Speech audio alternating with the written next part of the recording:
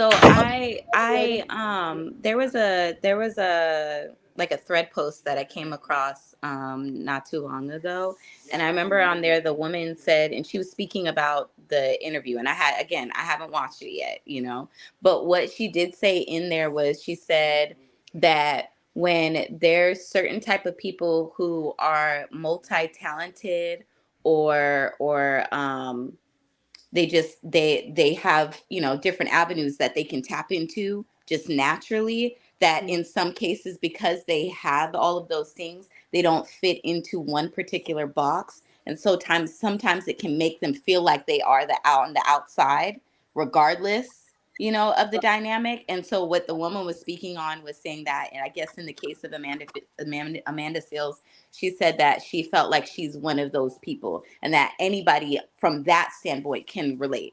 I know for me, there's times where I've walked into spaces, minding my own business, and you can just read that they automatically don't like you. They've just automatically made their assumptions in whatever capacity that may be. And you haven't done nothing, And I love that. I Well, love that. you did Right. Yeah. something. For some people they do. Exactly. But for You did something somebody if they who's got in that a space energy. where I'm sorry. No, it's not always like that. Women are a little different, Quentin. They No, gonna it's hate you not if you easy. look good. They gonna hate you if you look a certain Y'all way. got something. Y'all got on something. Y'all got some No, fake no. No, something. Quentin, There's you're not a Y'all woman. got some. and Y'all a lot got of some times, when I chakra. walk in spaces that are like that, a You're not a lot of woman. times because I like to just walk in and interact with people, but there's some cases where you can read the room, and I'm like, I'm just gonna sit back here and let it come to me. I'm Smile not when you about walked in, to. I'm not. Cornet. Did you smile? Huh? Quentin is trolling. Don't listen to him. I'm like, did you You're not. smile when you walked in? Did you have this like raggedy, don't talk to me No, disposition? Or is No, your Quentin. no. your energy inviting? It my energy always is. What do you mean? But what it Now boils that down it to is. at the end of the day is that just some people are gonna like you or they not, and you have to be okay with it or not. You know what I mean? So even in this case, and because of what she does, where she's at, the environment that they're in, like I feel like they're always gonna run into that kind of problem regardless. You know what I mean? So Like, is this just a and black woman and thing, or is this just a woman thing? Like, No, what's it happens to. It's a woman thing. it's a woman Yeah. thing, but either way in this dynamic, i could I can sympathize with her in the fact that she felt like it's in the same cases when you say like somebody walks into a space and they say your name and you're hoping that when they're talking about you it's something positive. Like I feel like it's the same case right here, unfortunately. I'll have to watch more of it, but based off of what you guys are saying and then the tidbits, I don't know. I feel like I need to keep a more open mind. I just Yeah. hate that. I just hate that as a Because didn't black she man. also say that she was autistic as well? And so Well, there's other dynamics to that too. I just feel Not, that's not true. but She was didn't she say that? self-diagnosed. She's self-diagnosed. Oh, self-diagnosed. Okay, I then Then just go that's to a feel different. doctor. But the that thing is, though, I I think remember it might be watching the neurodivergent, show, and maybe. she did say Maybe. she was clinically diagnosed at one point.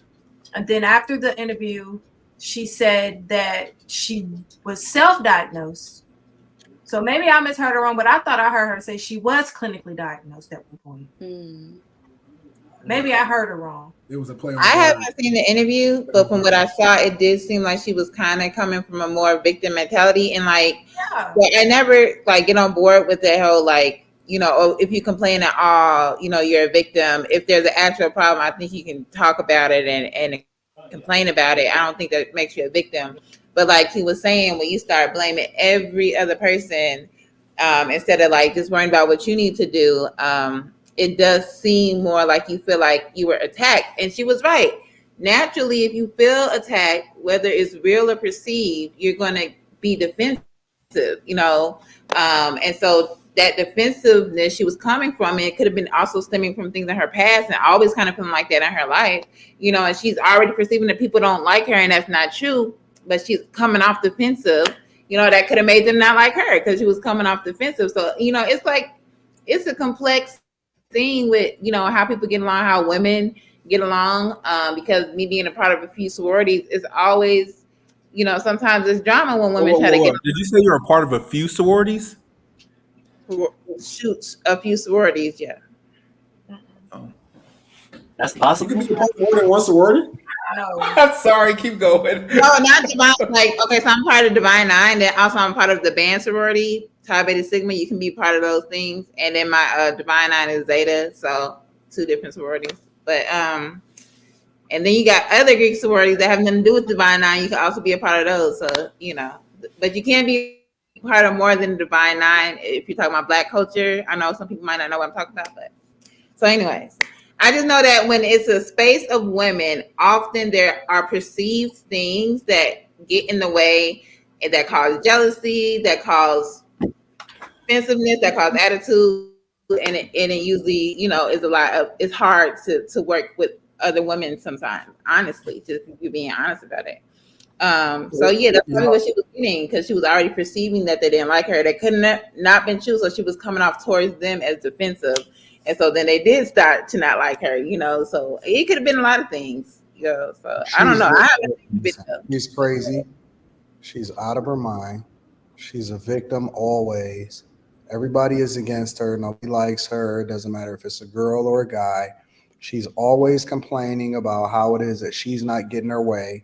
Or she even complained about Shannon Sharpe and said that she would never go on this platform again, right after complaining that Black platforms didn't let her have a voice and say whatever it is that she wanted to say. She went on a live right after that. That one, if She I went on was a live right after that and complained about Shannon Sharpe when she finessed Shannon Sharpe during the interview to be a part of the Victim Olympics and to start going with the narrative and the flow, because she started getting offended at the fact that he didn't agree with her on every single point that she made. And so I think that Black women are largely treated with the most kid gloves. I don't think that they're the least protected. I think that they're very much protected. And I don't know if you would say the most protected, but I don't think women in general could even make the claim that they're not protected. They're not ever really held accountable. Accountability to a woman in most instances is like kryptonite. It's very hard to get a woman to take accountability and say, you know what, I was off or I was wrong. I'm talking about even in relationships. It's difficult to get women to take ownership and accountability for who they are, because by default, in a lot of instances, they even blame the person for the environment that they created that then allowed for them to be the way that they be in their wrongness. And so it's like, listen, in a lot of ways, y'all act like y'all are victims always. It's always somebody else's fault. The world is against y'all. If it's a Black issue, if it's not a Black issue, then it's a relationship issue, or it's a man issue, or it's the system's fault, or something. I think that the only thing that you need to protect Black women from is themselves. The only thing you need to protect Black women from is themselves. Most of the situations that they get into is self-inflicted wounds. And if you can convince them not to do the thing that's against their best interest, that's the only thing that they need to be protected from. Hey, listen, don't open your legs and have children out of wedlock. I could do what I want to do. Okay, cool. You got it. Then they come back and say, well, you know what? Forgive me for my past and send me a good man. And he should be a step baby daddy. What? Okay, cool. So he come in and now he's being held accountable for the fact that he's not, don't put your hands on my children. Like, it's always going to be something over and over and over again. And if you can get them to actually listen, then they wouldn't be sitting here saying that they're not protected. Because most of the problems that they have, you can solve for proactively. Hey, don't go out late at night and go out spray painting trying to protest at the same time. There's guys out here looking to take advantage of you. Why you ain't coming out here with us? No, listen, part of the protection is that I'm telling you to sit your ass at home and stop going out there trying to be out here in the streets when you ain't supposed to be out there past a certain time. I can do what I want to do. Okay. She gets slapped up a little bit. Now she's saying that she's not protected. What I said that I did see like a little portion of it, and it was when she was talking about the autism thing. And I will say this, people do mistrust Black women and like try to challenge them the most. Like, it's already this idealism, like Anton was saying, that we don't hold ourselves accountable, whatever. And the fact that, in an interview where he's trying to get her perspective, and he was like debating her about her own conclusions, whether, that was valid or not.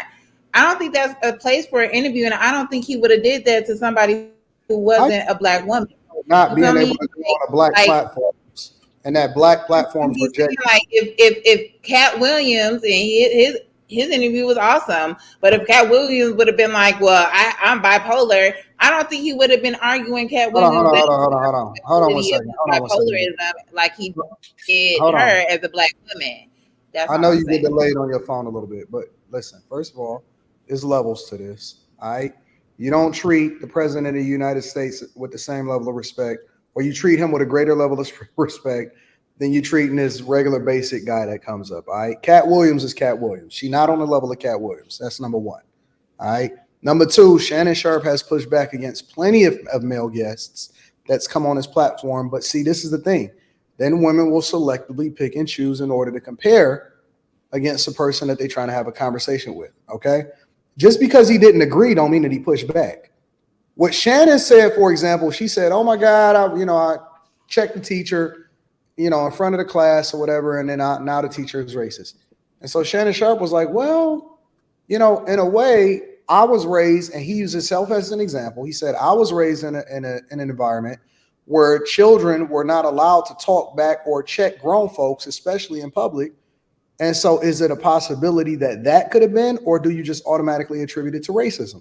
He didn't push back. He asked the question for more context, and then she shut down and she felt a certain type of way.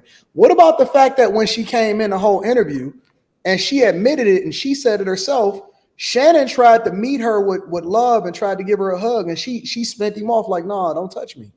How you gonna come on somebody else's platform with negative energy and then expect for them to treat you with kid gloves, which he still did, and then say that you're the least protected right after that? And she says she ain't never going back on this platform after complaining about the fact that black platforms don't let her go on and speak her piece.